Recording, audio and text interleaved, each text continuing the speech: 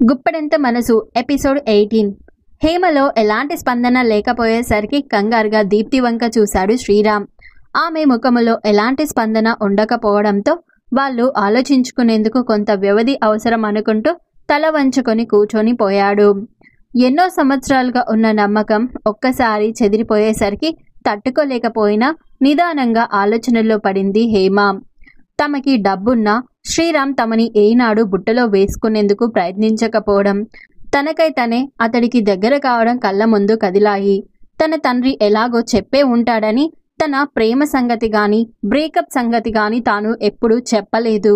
అతనికి తెలిసినా ప్రస్తావించలేదు. అలాంటి సంస్కారవంతుడిని ఏదో యాక్సిడెంటల్గా జరిగిన తప్పు వల్ల క్షమించలేకపోతే ఇక తన సంస్కారం మాటేంటి? దీప్తి కోసమైనా క్షమించక తప్పదు కదా. తమ ఇన్నేళ్ల కాపురంలో అతని వల్ల బాధపడిన సందర్భమే లేదు.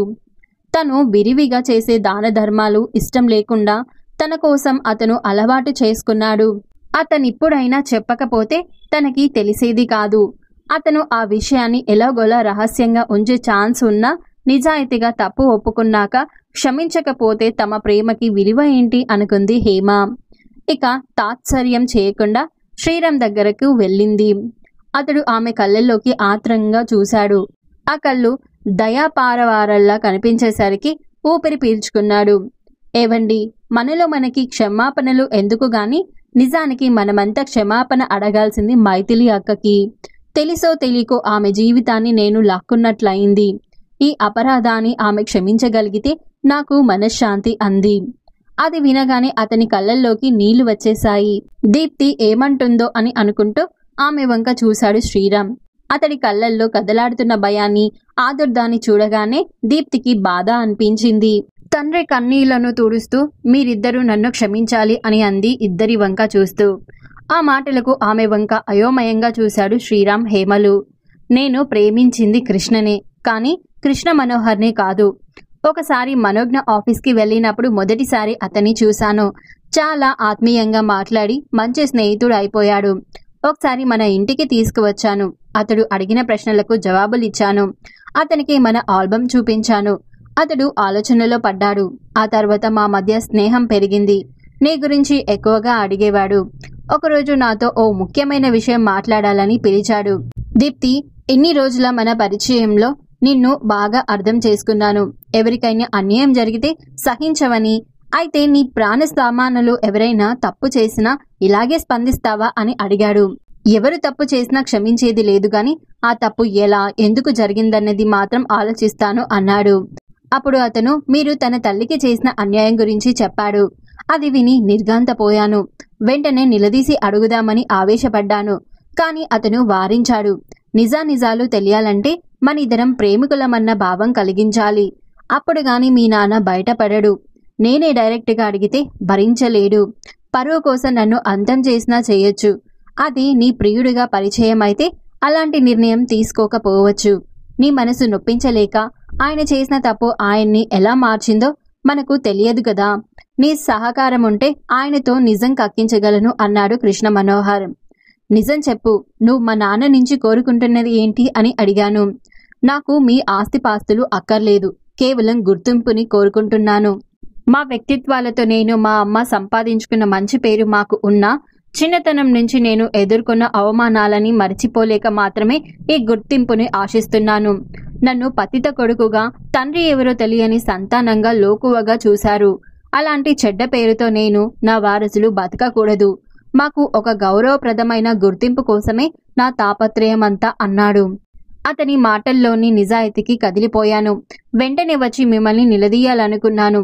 అది అబద్ధమని బుకాయించడమో, లేక నా దగ్గర మాత్రం తప్పు ఒప్పుకొని క్షమించమని మీరు అడిగితేనో, మీ వల్ల వాళ్ళు ఎంత శోభ అనుభవించారో అలాంటి శోభ మీరు అనుభవిస్తే మీ పాపానికి తగ్గ ప్రాయశ్చితం లభిస్తుందని అనుకున్నాను. అందుకే అతను చెప్పినట్లుగా ప్రవర్తిస్తూ మీకు అనుమానం కలిగేలా ప్రవర్తించాను.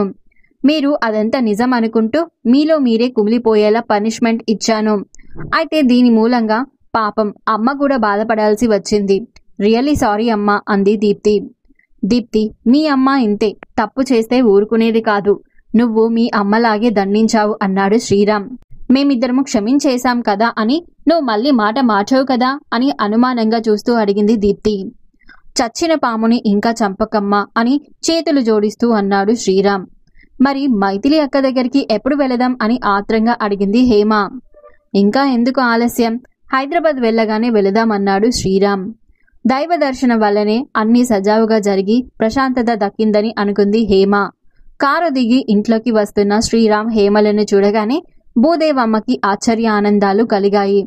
వాటిని కనిపించనీయకుండా ఎవరు కావాలి అని అంది గుమ్మంలోనే వారిని నిల్చోబెట్టి. అమ్మా, మైథిలి గారితో మాట్లాడాలి అంది హేమ చటుక్కున వంగి ఆమె కాళ్ళకి నమస్కరిస్తూ.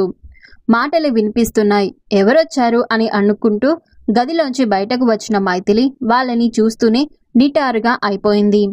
ఆమెని చూస్తూనే నమస్తే అక్క, మీతో మాట్లాడాలి అంది హేమ.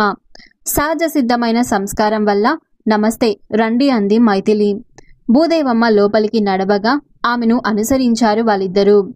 మైథిలి, ఈమె నా భార్య హేమ అన్నాడు శ్రీరామ్ తడబాటుగా.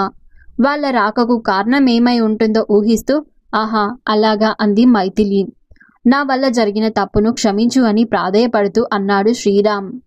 అందుకు నేను కారణమే, క్షమించక్క అని చేతులు జోడిస్తూ అంది హేమ. జరిగిందేదో జరిగిపోయిందిగా, ప్రశాంతంగా ఉన్న నన్ను డిస్టర్బ్ చేయడం దేనికి అని అణుచుకుందామన్నా ఆగని ఆవేశంతో అడిగింది మైథిలి. అక్క, నాకు ఈ నిజం మొన్ననే తెలిసింది. నీ జీవితాన్ని నేను లాగేసుకున్నట్లు అయింది. మమ్మల్ని క్షమించి మాతో పాటు వచ్చేయండి, అందరం కలిసి ఉందాం అంది హేమ. అమ్మని వదిలి ఈ ఊరిని వదిలి రాలేను. కష్టకాలంలో ఆదుకున్నది ఆశ్రయమించి అమ్మనే అంది మైథిలి. మైథిలి, వాళ్ళు క్షమాపణ అడుగుతున్నారు కదా, ఇన్నేళ్ళైనా భర్తతో కలిసి ఉండే అవకాశం వచ్చింది, కాదనుకోకు అంది భూదేవమ్మ. అక్క, అమ్మను తీసుకునే రండి, మా తప్పు సవరించుకుని అవకాశం ఇవ్వండి అంది హేమ. మైథిలి, దీప్తి బర్త్డే ఫంక్షన్లో నిన్ను కృష్ణని అందరికీ పరిచయం చేయాలనుకుంటున్నాను. నీ కాళ్ళు పట్టుకుని క్షమాపణ చెప్పమన్నా చెబుతాను అని ఆవేశంగా అన్నాడు శ్రీరామ్. ఆ క్షమాపణ వల్ల గడిచిన నా జీవితం తిరిగి వస్తుందా? మా నాన్న తిరిగి వస్తాడా? నన్నెంతో అభిమానించిన అత్తయ్య మామయ్యలు గాని, వదిన అంటూ నా వెంటే తిరిగే సుమ గాని తిరిగి దొరుకుతారా? ఎన్ని మాటలు పడ్డాను, మరిన్ని అవమానాలు పొందాను. అవన్నీ మర్చిపోగలిగేవేనా? నా మూలంగా వాళ్ళందరూ అవమానాలు పొందుతూ కుమిలిపోవడాన్ని భరించలేకపోయాను. అత్తయ్య నచ్చజెప్పినట్లు తను తిరిగి వచ్చి నన్ను భార్యగా స్వీకరిస్తాడని చూసిన ఎదురుచూపులకి నా కళ్ళు కాయలు కాచాయి. నన్ను ఎదురుగా చూస్తూ వాళ్ళు పడే రంపపు కోత తప్పించాలనుకునే నా సర్టిఫికెట్లు, 2 చీరలు, ఓ ఫ్యామిలీ ఫోటో, కొంత డబ్బు తీసుకుని అర్ధరాత్రి ఇంట్లోంచి బయటపడ్డాను. చావాలనుకున్నాను ఓ బలహీన క్షణంలో. కానీ నా కడుపులోని ప్రాణిని చంపే హక్కు లేదని కొంత, చచ్చి సాధించేది ఏంటని కొంత ఆలోచించి ఉద్యోగ ప్రయత్నాలు చేశాను. అప్పుడు ఎన్నెన్ని ఇక్కట్లు ఎదుర్కొన్నానో, పూర్వజన్మలో ఏ పుణ్యం చేసుకున్నానో భూదేవమ్మ గారి ఆదరణ లభించింది. కన్న తల్లి లేని నాకు ఆమె తల్లయింది. ఏ రక్త సంబంధం లేకున్నా కన్న కూతుర్లా ఆదరించి పురుడు పోసిన చల్లని తల్లి. నా కాళ్ళ మీద నిలబడాలన్న ఆకాంక్షతో పసివాడి సంరక్షణ అతి కష్టమైన భరించి నన్ను చదివించింది. నా అభివృద్ధిని సహించలేని వాళ్ళు విసిరే మాటల తూటాలు తగలకుండా ఓ రక్షణ కవచంలా కాపాడింది. పసివాడైన కృష్ణ వెన్నంటి ఉంటూ ధైర్యం చెబుతూ లోకరీతి వివరిస్తూ వాడిని ఇంత వాడిని చేసింది. జీవితాంతం ఆమెకు సేవలు చేసుకుంటేనే మా జన్మలు చరితార్థమవుతాయి. ఇప్పుడు కొత్తగా మీ భార్య అన్న గుర్తింపు వల్ల నాకు ఒరిగేదేమీ లేదు. మీ ఆస్తిపాస్తుల మీద ఆశ అంతకన్నా లేదు. ప్రశాంతంగా ఉన్న మమ్మల్ని డిస్టర్బ్ చేయకుండా ఉంటే చాలు. భూదేవమ్మ గారిలా ఆపదలో ఉన్న వారికి ఇంత సాయం చేయడంలో ఎంతో తృప్తిని పొందుతున్న నాకు మళ్ళీ ఆ సంసారం అనే జంజాటంలో ఇరుక్కోవడం ఇష్టం లేదు. మా నాన్న మమ్మల్ని ఉండనివ్వండి అంటూ లోపలికి వెళ్ళిపోయి తన గది తలుపుల్ని మూసేసుకుంది మైథిలి. మరి ఆ తర్వాత ఏం జరుగుతుందో తెలుసుకోవాలి అంటే నెక్స్ట్ ఎపిసోడ్ వినాల్సిందే. మీరేమైనా గెస్ట్ చేస్తే కామెంట్ బాక్స్లో కామెంట్ చేయండి. అలాగే ఈ వీడియో నచ్చితే ప్లీజ్ లైక్ చేసి, షేర్ చేసి, సబ్స్క్రైబ్ చేసుకోండి.